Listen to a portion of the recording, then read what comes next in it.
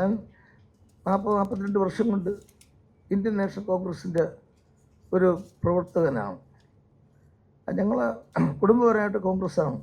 അതിനകത്ത് നമ്മുടെ റിലേറ്റീവ്സ് തന്നെ ഫ്രീഡം ഫൈറ്റേഴ്സ്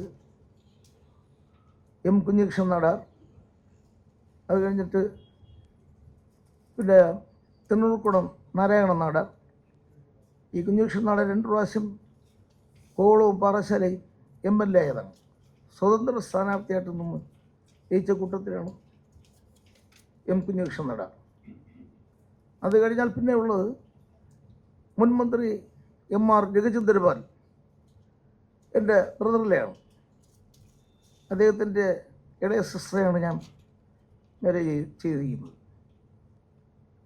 അത് കഴിഞ്ഞാലുള്ളത് എൻ്റെ കൊച്ചിനാണ് സുന്ദരൻ നാടാർ, മുൻ മന്ത്രി, ഡെപ്യൂട്ടി സ്പീക്കർ എന്ന നിലയിൽ.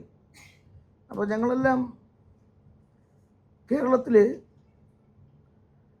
41 ലക്ഷം നാടാർ സമുദായം ഉള്ളൊരു കൂട്ടമാണ്. അപ്പോൾ അതിനകത്ത് 14 ജില്ലയിലും കൂടി 41 ലക്ഷം പേരുണ്ട് നാടാർ സമുദായം. അതിൽ ഏറ്റവും കൂടുതലുള്ള ട്രിവാൻഡ്രം ജില്ലയിൽ 17 ലക്ഷം പേരുണ്ട്. അതാത് കാലങ്ങളിൽ നമ്മുടെ ലീഡർ കെ കരുണാകരൻ മുഖ്യമന്ത്രി ആയിരിക്കുമ്പോൾ 1980-ലും 2000-ലും ഒരു തിരുവനന്തപുരം പാർലമെൻറ്റ് നാടാർ സമുദായത്തിന് കൊടുത്തുകൊണ്ടിരുന്നു. അതിലുപരി 6 നിയമസഭകളിലും മത്സരിക്കാൻ വേണ്ടി കോൺഗ്രസിൻ്റെ ടിക്കറ്റ് കൊടുത്തുകൊണ്ടിരുന്നതാണ്. അത് പല രാഷ്ട്രീയ ഇതര കക്ഷികൾ സീറ്റുകൾ കൊടുത്തിട്ടുണ്ട്. കോൺഗ്രസ്സാണ് ഏറ്റവും കൂടുതൽ സീറ്റ് ഈ നാടാർ സമുദായത്തിന് കൊടുത്തിട്ടുള്ളത്.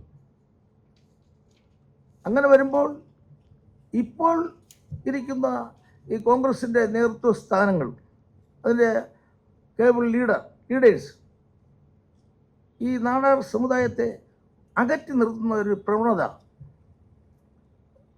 ഉള്ളതായിട്ടാണ് കാണുന്നത്.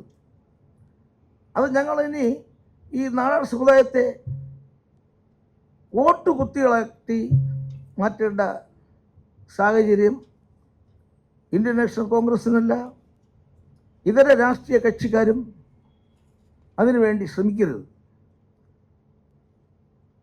അതുകൊണ്ട് ഈ വരാൻ പോകുന്ന നിയമസഭ മത്സരത്തിൽ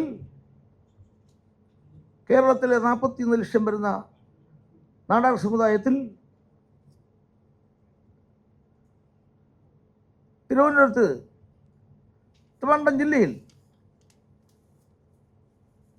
മിതമായ സാന്നിധ്യം ഉണ്ടാകണമെന്നാണ് പറയുന്നത്. അത് നമുക്കത് തന്നേ പറ്റൂ.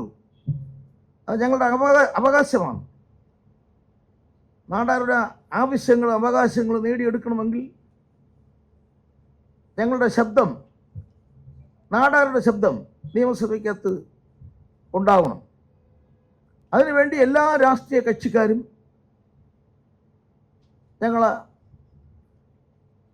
ഞങ്ങൾക്ക് തരാനുള്ള സീറ്റുകൾ അതായത് നിയമസഭകളിൽ നിർത്തി ജയിപ്പിച്ച് ഞങ്ങളെ ഒന്ന് സഹായിക്കുമെന്ന് മാത്രമേ പറയുന്നുള്ളൂ.